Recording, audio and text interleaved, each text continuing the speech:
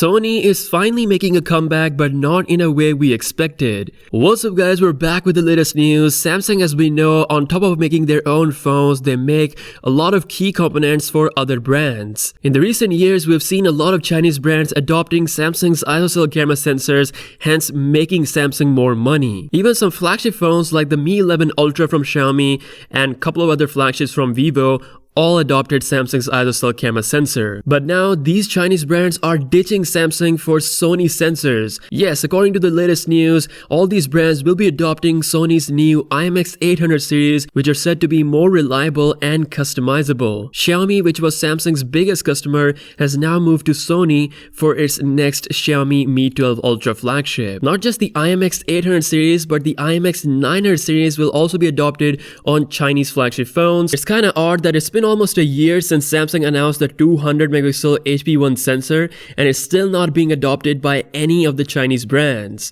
As Ice Universe pointed this out on Twitter, Samsung's semiconductor business is in more serious trouble than Samsung's phone department. After Xiaomi, the second big customer of Samsung is Vivo. It's also set to move towards the new Sony sensor for its 2022 flagship phones. Seeing this move, Sony has decided to launch even more flagship camera sensors to make sure that they are the ones being used in these flagship phones, not Samsung. Samsung will definitely lose a big chunk of money. Speaking of losing money in the chips department, Samsung also lost Qualcomm as the Snapdragon 8 Gen 1 is now being produced by TSMC. They're even set to produce the future 3nm Qualcomm chips. I gotta say, Samsung is on a bit of a losing streak right now with the recent GOS issue and everything that happened over the weekend.